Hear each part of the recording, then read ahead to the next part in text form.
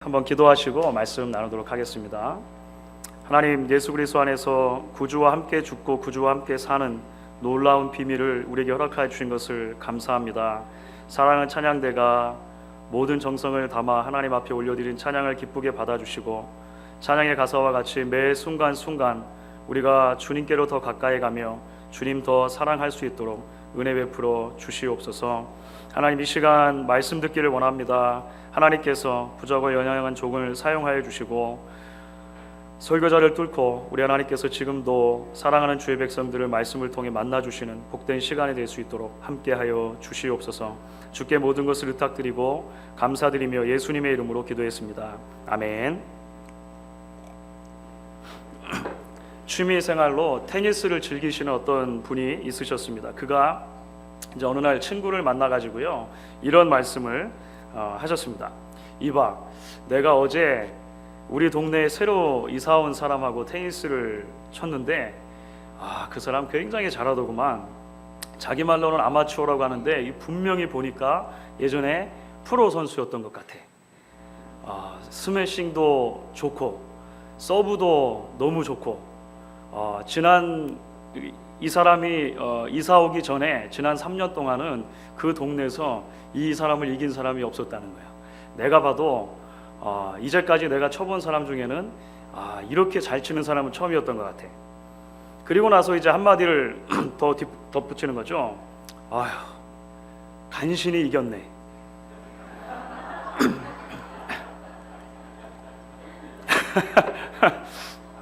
이게 제가 만들어낸 얘기가 아니고요.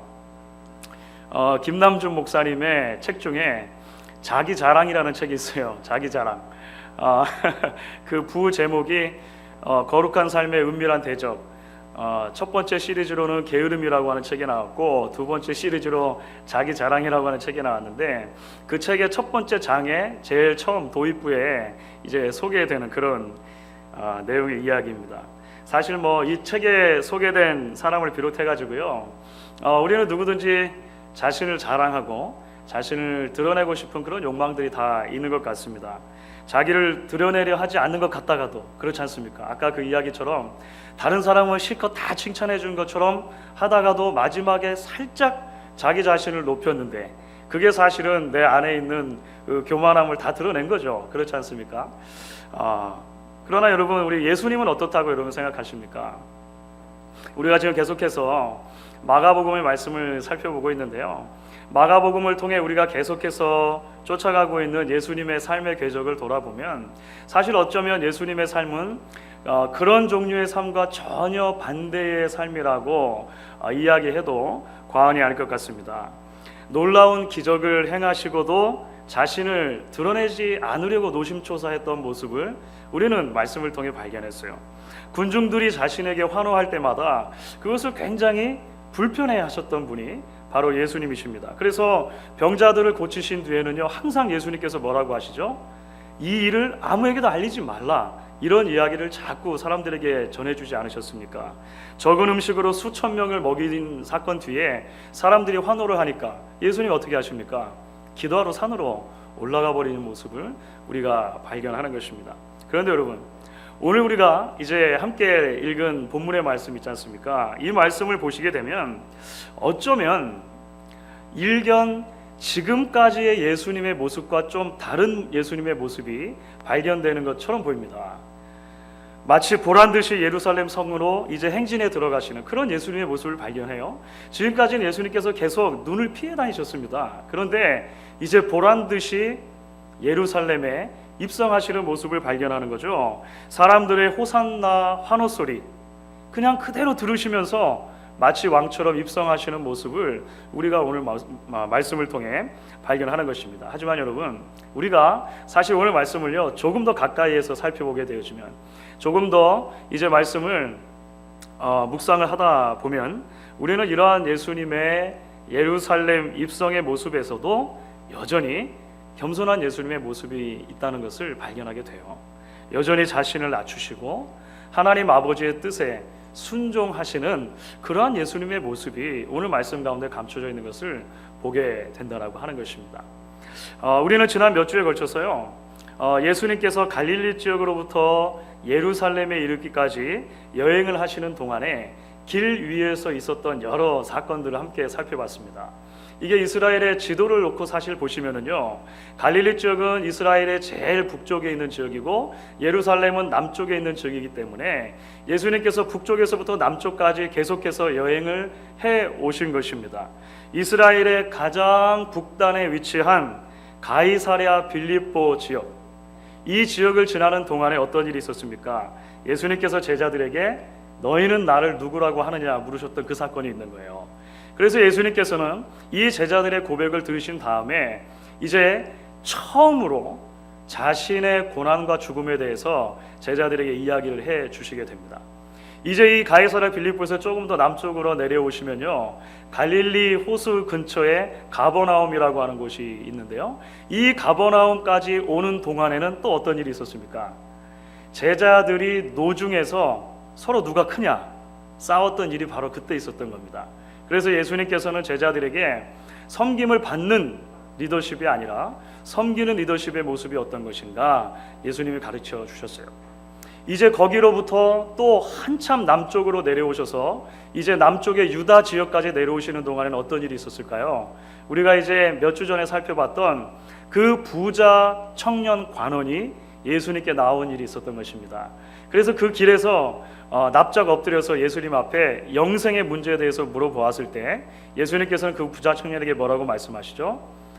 돈을 다 버리고 나를 좇을 수 있겠느냐 물어보셨고, 부와 예수님을 좇는 것과의 그 사이의 문제에 대해서 가르쳐 주신 것입니다.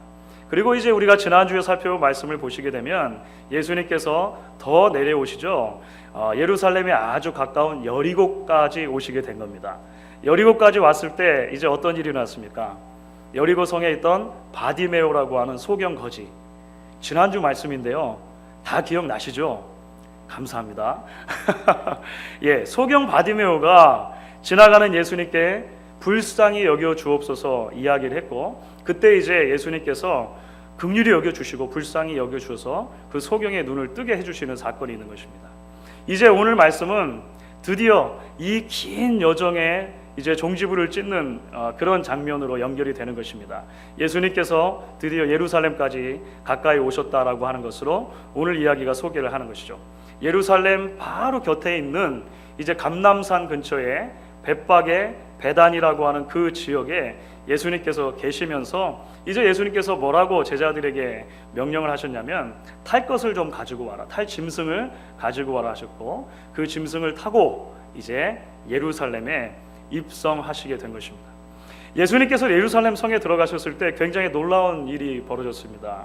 그것은 무엇이냐면 그 당시에 유월절을 지키기 위해서 예루살렘에 많은 유대인들이 모여 있었는데 그 유대인들이 예수님을 향해 환호한 것입니다. 그렇죠?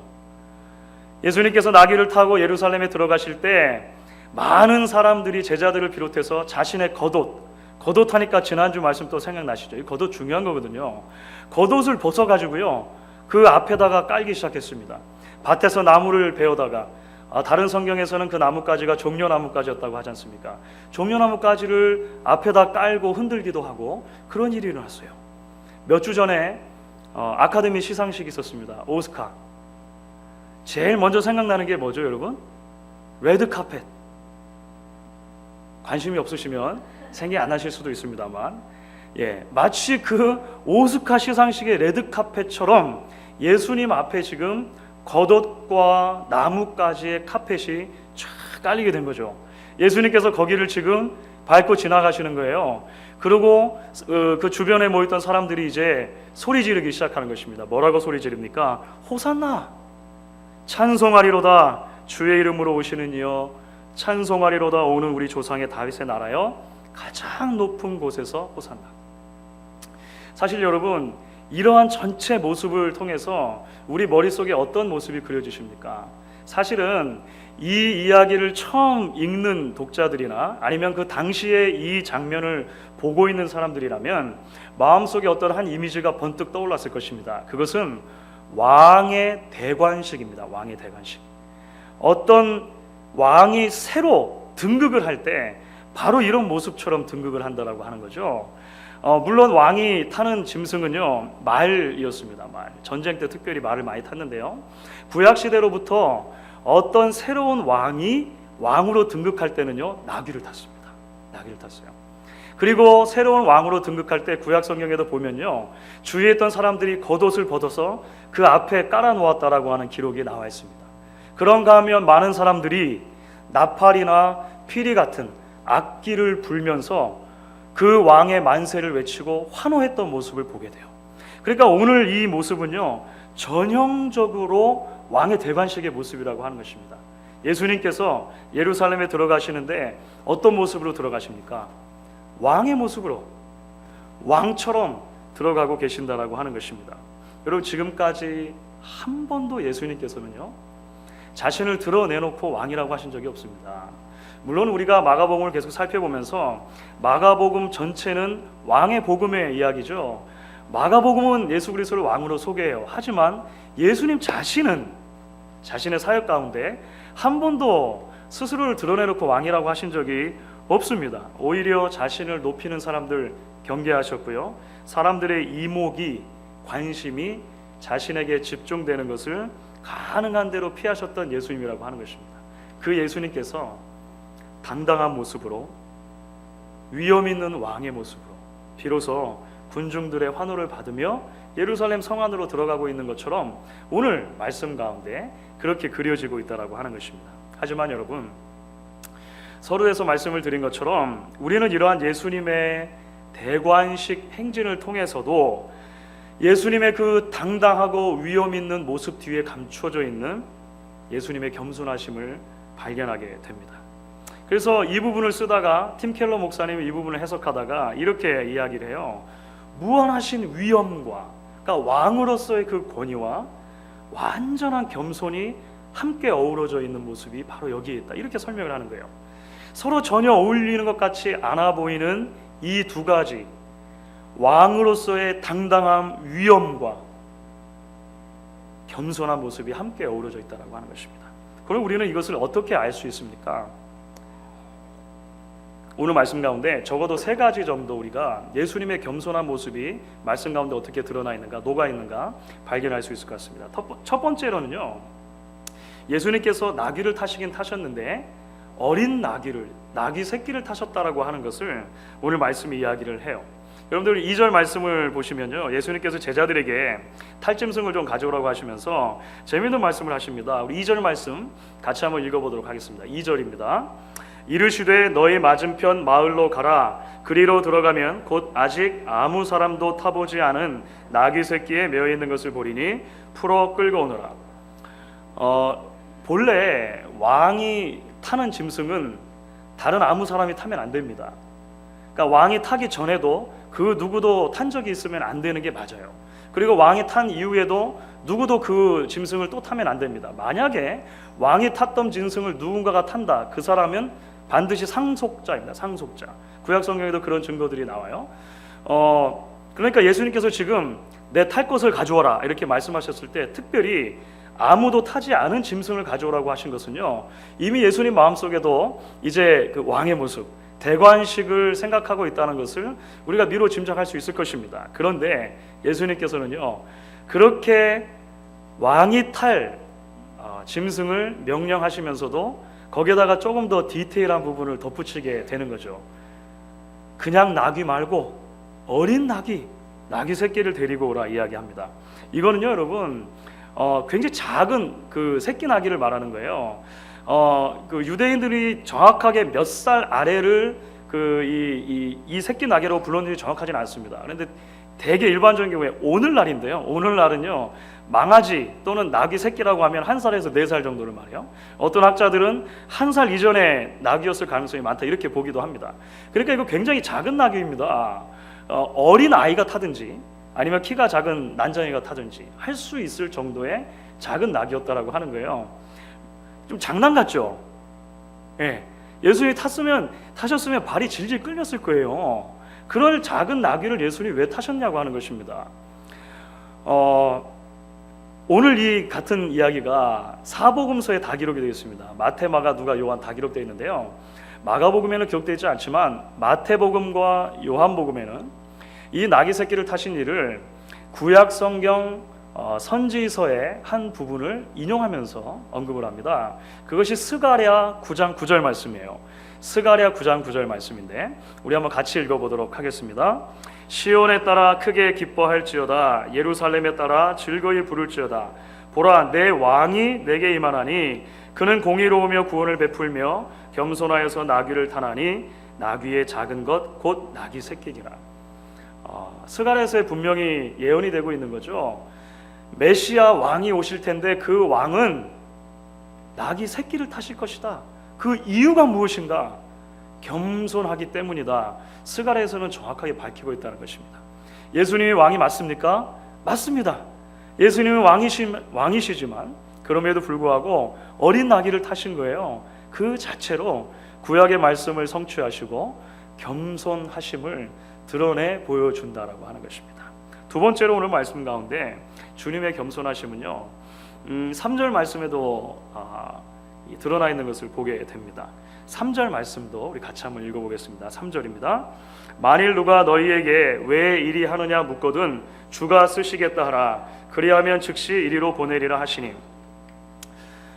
사실 이 부분에 우리 우리말 번역이 조금은 매끄럽지 못합니다. 우리말 성경이 굉장히 번역이 잘 된 성경임에도 불구하고 성경은 번역되는 과정에서는 좀 그럴 수는 있습니다. 그래서 우리가 여러 번역본을 같이 보는 것이 유익한데요.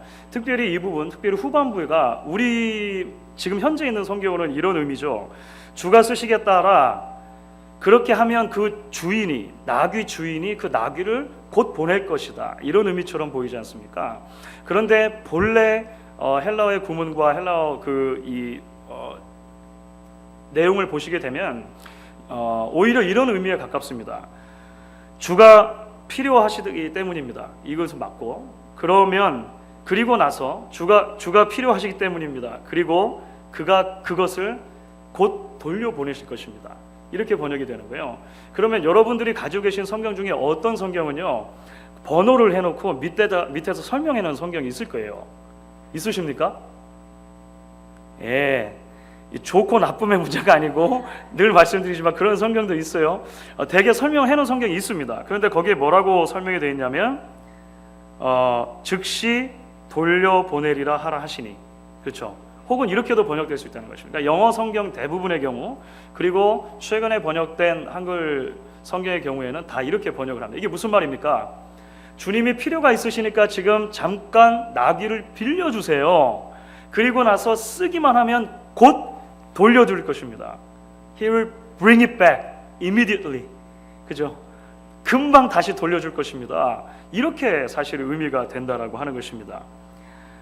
결국 우리가 여기서 보는 것은 무엇입니까? 예수님께서는요, 일반적인 왕처럼 그저 백성의 것을 아무 것이나 가져다 쓰는 그런 권위적이고 폭압적인 왕이 아니었다라고 하는 거예요. 왕이신데 나귀 조그만 새끼 하나 잠시만 빌려주세요. 꼭 갖다 드릴게요. 이렇게 하는 거죠. 그리고 가져다 돌려주었겠습니까? 안 돌려줬겠습니까? 돌려줬겠죠. 그 나귀를 다시 돌려주는 거예요. 이거 굉장히 그 당시 일반적인 그 왕의 모습을 생각하면요, 독특한 거죠. 겸손하실 것입니다.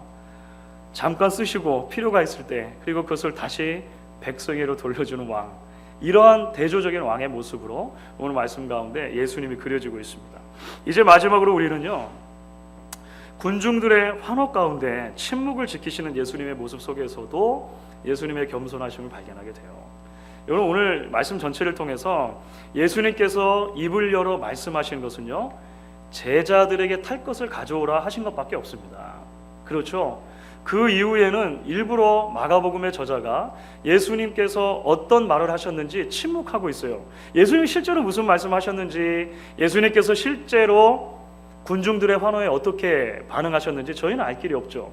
그런데 적어도 마가의 기록에서는 예수님께서 굉장히 캄다운해 있으시고 굉장히 이렇게 쿨하신 거죠.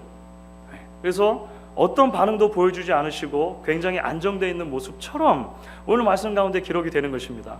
여러분 마음속에 어떤 모습이 그려지세요?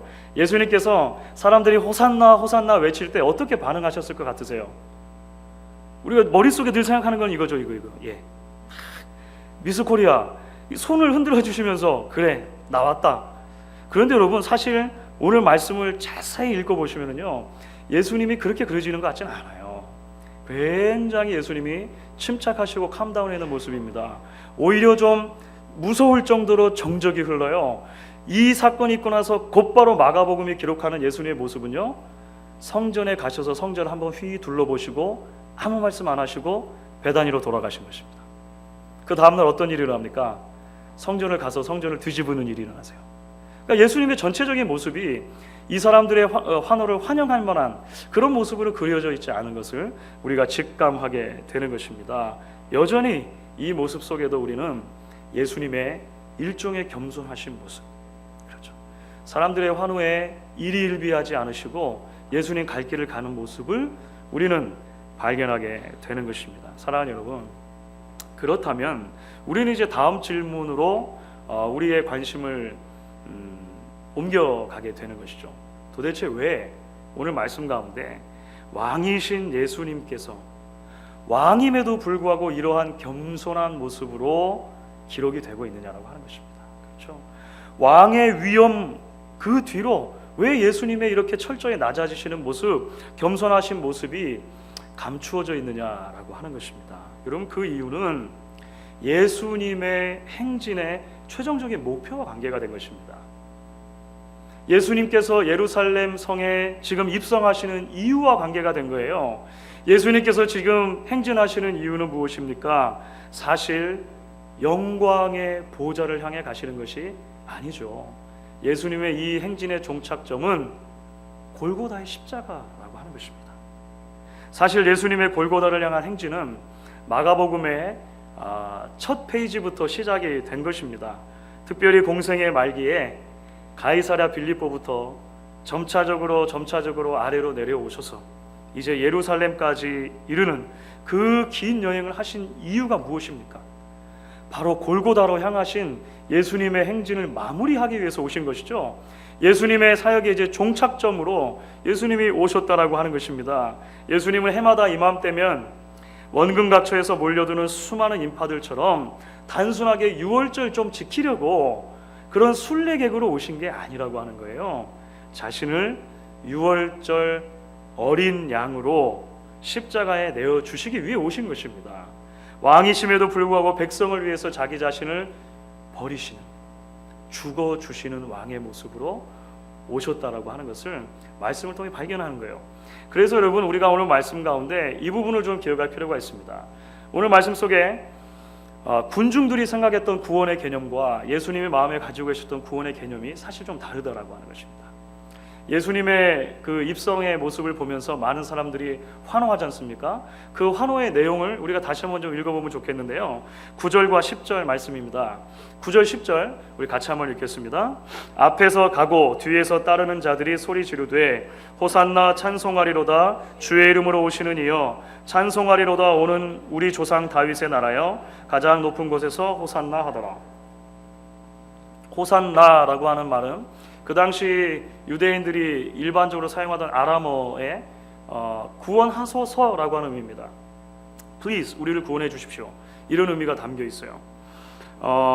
유대인들이 생각했던 그 구원은 사실 예수님이 생각했던 구원과는 좀 다른 것입니다. 유월절이 어떤 절기죠? 유월절은 출애굽을 기억하는 절기입니다. 출애굽은 우리가 잘 아는 것처럼 이집트의 압제로부터 이스라엘 백성들이 독립을 한 날이에요. 이스라엘 백성들이 역사 속에서 정치적인 억압을 그 뒤로도 많이 당합니다. 다른 나라에게 주권을 뺏기는 일이 굉장히 많이 있었어요. 그러다가 지금 현재는 로마에게 주권을 뺏기고 있습니다.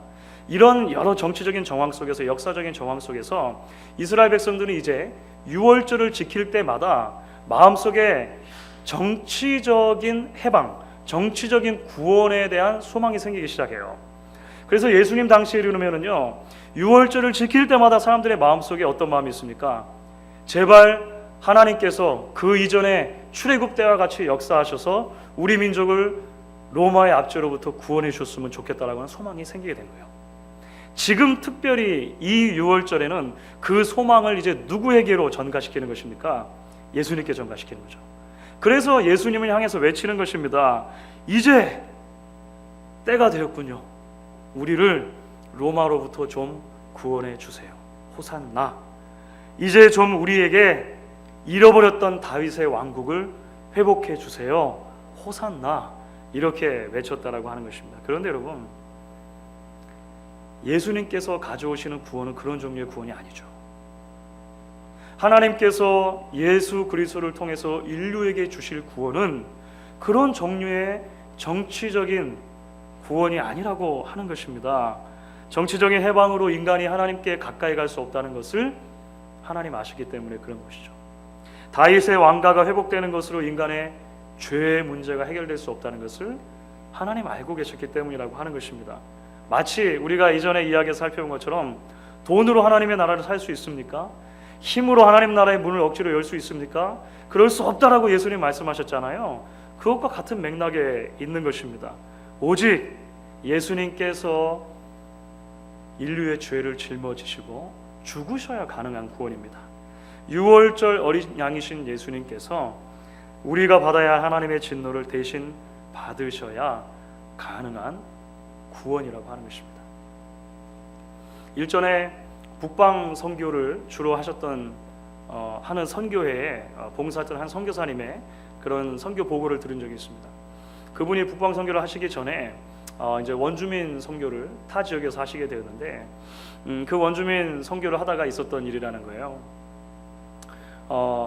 그 원주민 부족에 주술사가 한 명이 있었다는 것입니다. 대개는 그 주술사의 파워가 굉장히 세지 않습니까? 그 말하자면 샤먼이죠, 무당이죠. 그래서 전략적으로 그 주술사에게 접근하면 좋겠다라고 생각을 했던 것입니다. 그래서 이제 접근을 했는데 그 주술사가 대뜸 이렇게 그 선교사님께 묻더라는 거예요. 당신의 신이 얼마나 강한지 그러면 나한테 한번 설명해 봐라. 이렇게 얘기를 했다는 것입니다. 이게 이제 일반적인 거죠. 그래서 들어보고 내가 섬기는 신보다 당신의 신이 더 강하면 내가 좀 귀를 기울여주겠다. 뭐 이런 의도가 담겨 있는 건 아니겠습니까? 도대체 신이 강하다는 게 무슨 뜻이지? 생각하면서도 이 선교사님은 그저 자기의 고백을 담아서 이야기를 했습니다. 내가 믿는 예수는 십자가에 달려 피 흘려 죽기까지 나를 사랑하신 분입니다. 평소의 고백대로 그대로 이야기를 했다는 거예요. 그런데 그 주술사가 이 말에 굉장한 감동을 받는 것처럼 보였어요. 그리고 그 주술사가 이렇게 그분에게 이야기를 했다는 것입니다. 당신의 신 정말 멋있다. 내가 섬기는 신은 죄를 지으면 나를 죽이려고 하는데 어떻게 당신의 신은 죄를 지은 당신을 위해서 죽어줄 수 있느냐. 참 멋있다. 그리고 그가 예수를 믿었을까요? 안 믿었을까요? 믿었죠. 그러면 그를 따르던 사람들이요 10,000명이 있었다 그래요. 10,000명. 그 10,000명이 함께 예수께 돌아온 역사가 있었다는 것입니다. 사랑하는 여러분, 이것이 왕의 복음이 우리에게 주는 놀라운 은혜이죠. 그러므로 오늘 나귀 새끼를 타시고 예루살렘에 입성하시는 예수님의 이야기는요, 저와 여러분을 호산나 외치는 군중의 찬미에 시선을 고정시키도록 할 뿐만 아니라 조금 더 넘어서서 골고다의 십자가까지 우리의 시선을 바라보도록 하는 것입니다. 왕이신 예수님께서 저와 여러분을 죄로부터 구원하시기 위해 겸손히 아버지의 뜻에 순종하시고 십자가를 지셨음을 기억하라고 오늘 말씀은 우리에게 이야기하고 있다라고 하는 것입니다. 여러분, 우리가 지금 사순절의 기간을 지나고 있는 것 아시죠? 부활절에 이르기까지 이제 그 40일, 대략 40일 정도 되는 기간을 사순절로 섬깁니다. 이 사순절 기간은 예수님의 고난과 죽으심과 부활의 발자취를 따라가는 그러한 은혜의 순간들일 것이에요. 바로 이 기간을 지나면서 하나님께서 예수 안에서 우리에게 주신 그 은혜 다시 한번 기억하실 수 있는 저와 여러분 되실 수 있기를 바라는 것입니다.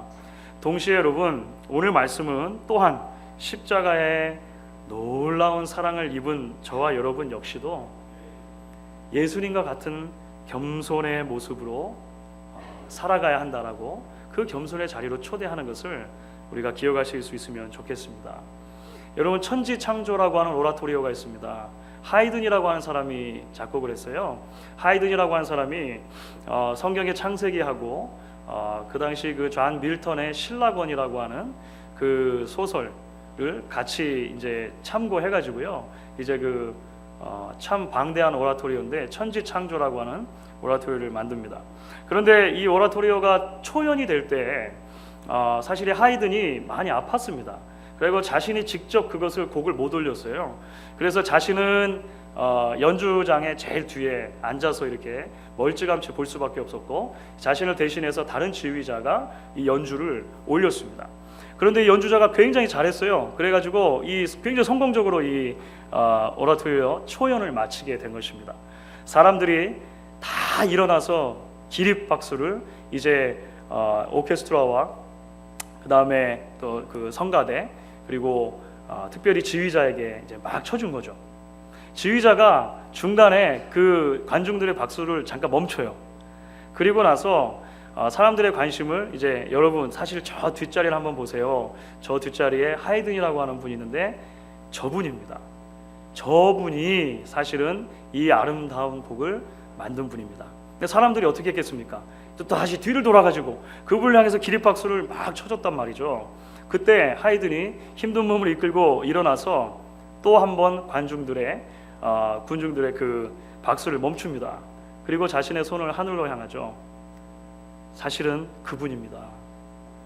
그분이 하신 것입니다. 하나님께서 이 곡은 다 하셨고, 그래서 오직 영광을 하나님께만 돌리기 바랍니다. 이 유명한 일화가 하이든의 천지창조 초연과 관련해서 전해지고 있어요. 사랑하는 여러분, 사실 서두에 말씀드린 것처럼 우리는 얼마나 우리 자신을 드러내고 또 높이고 자랑하기 좋아하는 사람들입니까? 스스로 높아지려고 하는 욕망 때문에 하나님을 드러내고 하나님께 영광을 돌려야 할 순간에도 자신을 자랑하고 높이기 좋아하는 우리의 모습이 아니냐라고 하는 것입니다. 사실 우리가 받은 구원을 포함해서 우리가 가지고 있는 것 중에 그 어느 것 하나 하나님께로부터 받지 않았다고 할 만한 것이 있겠습니까? 그런데 매일매일 살아가다 보면 마치 모든 것이 우리가 노력해서 얻은 것처럼 생각하며 그렇게 행동하고 살 때가 또한 얼마나 많은가라고 하는 것입니다.